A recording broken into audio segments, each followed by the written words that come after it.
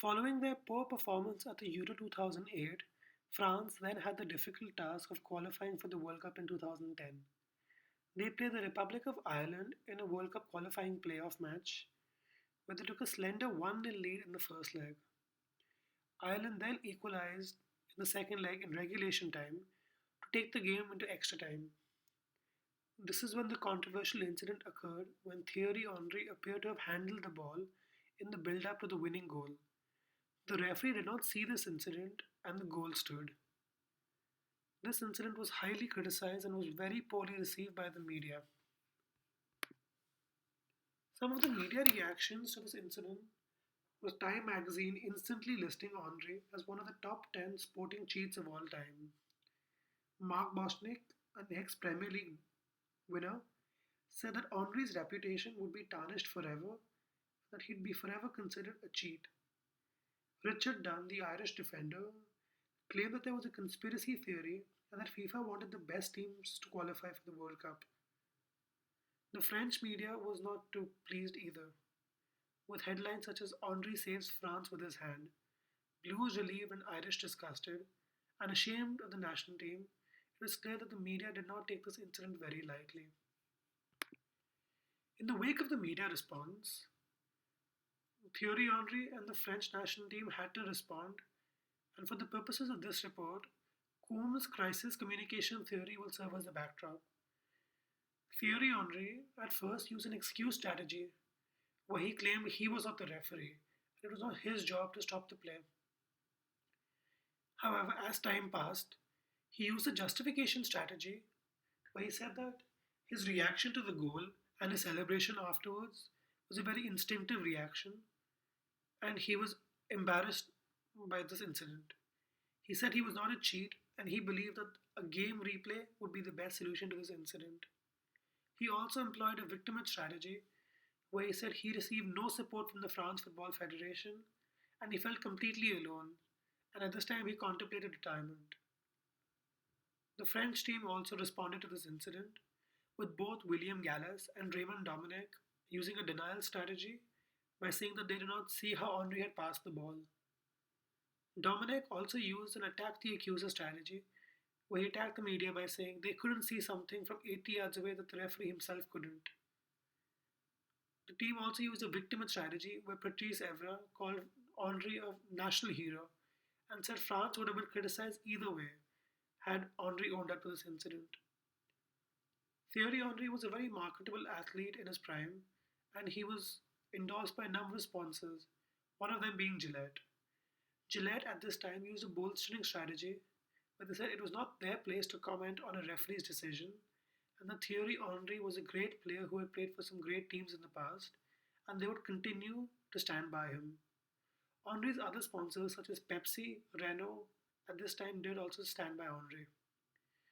Notable football personalities such as Patrick Vieira used an excuse strategy where he defended Henry and he said that this was a refereeing error.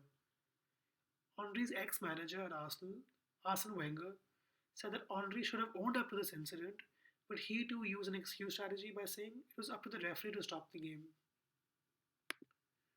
Now, after such a controversial incident, France and the media did not die down. They were still in the limelight. One such occurrence was the underage prostitute scandal which took place 2 months prior to the World Cup. Franck Ribéry and two other French players were questioned by the police with regards to an underage prostitute scandal.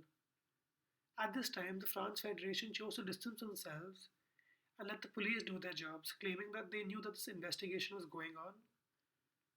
The situation took a very ugly turn when Franck Ribéry admitted to sleeping with an underage prostitute, though he vehemently denied knowing that she was underage, as at the time, prostitution was legal in France. This incident, along with Thierry Henry's handball, was very poorly received by the media, and this brought shame to the entire nation just 2 months prior to the World Cup. With expectation and public perception at its all-time lowest, France went into the World Cup with many off-field issues and they were very unprepared. Now, the 2010 FIFA World Cup was a turning point for France, not for the positive but for the negative. The team had reached their breaking point, and this was the signal that change was required. In the first game, Johan Gorkov A French midfielder touted as Zinedine Zidane's successor, envied by his teammates because of his background. They refused to pass the ball to him and froze him out completely of the game. Couldn't have much of an impact on the game and was eventually dropped after his poor performance and did not play in the World Cup after that. This incident was followed up by the controversial game versus Mexico. According to media reports, Anelka had a heated row with the French manager and he decided to miss training the next day. He also refused to apologize to the manager, and the France Football Federation chose to intervene and removed him from the World Cup squad and sent him home.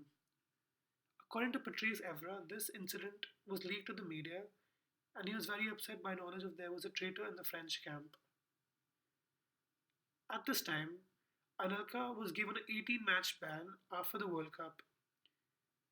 He used an attack the accuser strategy where he called this ban laughable, saying that he had already considered his international career over and this ban made no difference to him. Following Nicolas Anelka being sent home, the players went on strike. Patrice Evra and some of the senior players went on strike and missed training the next day to protest Anelka's exclusion from the squad. Raymond Dominic feared that the players might boycott the next match. At this time, with the situation in such a dire state, the France Football Federation decided to step in and deal with the players and with the media. The sports minister held a crisis talk with the entire team where she accused the players of tarnishing the image of France and destroying all hopes of the French people. This reduced the players to tears and remorseful they returned to training the following day. The sports minister also held a press conference where she chastised the team, calling for dignity and responsibility, and she believed that the role model status of the players was no longer existent. After this incident, Laurent Blanc took over as the French manager, and slowly and steadily the team began to improve. Towards the Euro 2012, France was touted as a potential dark horse and a challenger for the trophy itself. However, due to similar off field problems, the media was not very friendly to them once again. The team was mocked by the media and they were called scared and they played without any conviction. At this time, Blanc decided to step down after Euro 2012. The next manager was Didier Deschamps.